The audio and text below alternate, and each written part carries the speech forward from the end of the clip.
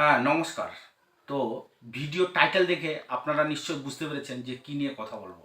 হ্যাঁ, আমরা এই পৃথিবীতে যে সমস্ত মানুষগুলো আমরা আপনি বা সকলেই আমরা যে চলাফেরা করি, সোজাভাবে কিন্তু আমরা চলাফেরা করি। আমরা কিন্তু বেঁকেও যায় না বা হেলেও যায় না। এর কারণ হচ্ছে কি, যে মধ্যাকর্ষণ শক্তির বল। হ্যাঁ, এই মধ্যাকর্ষণ শক্তির প্রভাব ঠিকঠাক কাজ করছে বলেই আমরা সোজাভাবে চলি। কিন্তু আজকে এমন একটি দেশের নাম বলবো যে দেশটিতে মানুষ কখনো কখনো হেলে যায়। কি, এই হেলে যাওয়া কিন্তু কোনো শারীরিক সমস্যা নয়, এটা প্রকৃতির নিয়মে। কারণ যে দেশটির কথা বলছি, এখানে মধ্যাকর্ষণ শক্তির বল কিন্তু খুবই দুর্বল। ওই জন্য মানুষ কখনো কখনো হেলে যায় বা বেঁকে যায়। হ্যাঁ, সেই দেশটির নাম হচ্ছে ইকুয়েডর, যেটা দক্ষিণ আমেরিকায় অবস্থিত। তো এই দেশটির যে রাজধানী, সেটা পৃথিবীর দ্বিতীয় সুন্দরতম রাজধানী হিসাবে বলা হয়। এই দেশটিতে আরও অন্যান্য আশ্চর্য রকমের জিনিস আছে, যেটা আমি যদি আপনাকে বলি তাহলে বিশ্বাসই করতে পারবেন না। হ্যাঁ, আমরা শুনেছি আগে যে যখন ঘড়ি আবিষ্কার হয়নি, যে সূর্য দেখে অনেকে, এখনও যারা বয়স্ক আছে তাদের মুখে শুনতে পাবেন, যে সূর্য দেখে কটা বাজে একটা অনুমান করতে পারতো। হ্যাঁ, ওই ইকুয়েডর নামে যে দেশটি, এখনও ওই সূর্য দেখে কটা বাজে সেটা সেখানকার মানুষ বলে দিতে পারে। তো ওই দেশটিতে আরও অনেক বিস্ময়কর জিনিসের মধ্যে আরেকটা হলো ছায়া। ওখানে কিছু কিছু অঞ্চলে মানুষের ছায়া দেখা যায় না।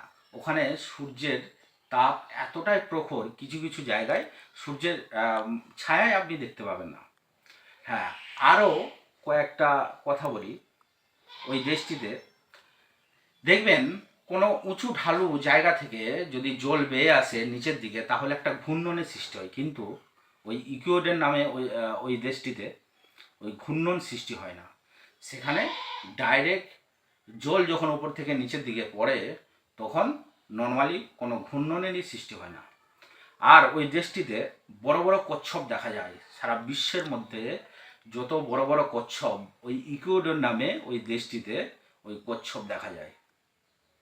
তো এই দেশটিতে এমন এমন এই সমস্ত বিস্ময়কর জিনিসের জন্য পর্যটকের ভিড় কিন্তু আজও চোখে পড়ার মতো।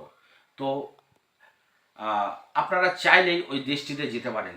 এই বিস্ময়কর বিস্ময়কর কিছু ঘটনা যেটা বললাম, সেটা এখনও বাস্তব। আর ওই দেশটিতে ৯,০০০ রকমের বিরল প্রজাতির জন্তু দেখা যায়। হ্যাঁ, ওই দেশটিতে ৯,০০০ রকমের বিরল প্রজাতি দেখা যায়। এছাড়া ওই দেশটির জনসংখ্যা কিন্তু খুব বেশি নয়, খুবই সীমিত, এবং ওই দেশটি খুবই ছোট। এবং ওই দেশটির আবহাওয়া বলতে গেলে আমাদের এখানে যে গ্রীষ্মকাল, ওখানে কিন্তু ওখানকার যে শীত, তার থেকে কিন্তু অনেক পার্থক্য। কারণ ওখানে অ্যাকচুয়ালি সারা বছরই শীতের ভাগটা বেশি, এবং ওখানে গরমের যে ভাবটা, মানে গরম তো নেই অ্যাকচুয়ালি, নাতিশীতোষ্ণ আবহাওয়া। শীত ছাড়া বাকি যে আবহাওয়াগুলো আছে, বাকি যে মাসগুলো সারা বছরের, নাতিশীতোষ্ণ মানে কি, না শীত না গরম, এরকম একটা আবহাওয়া ওই দেশে আছে।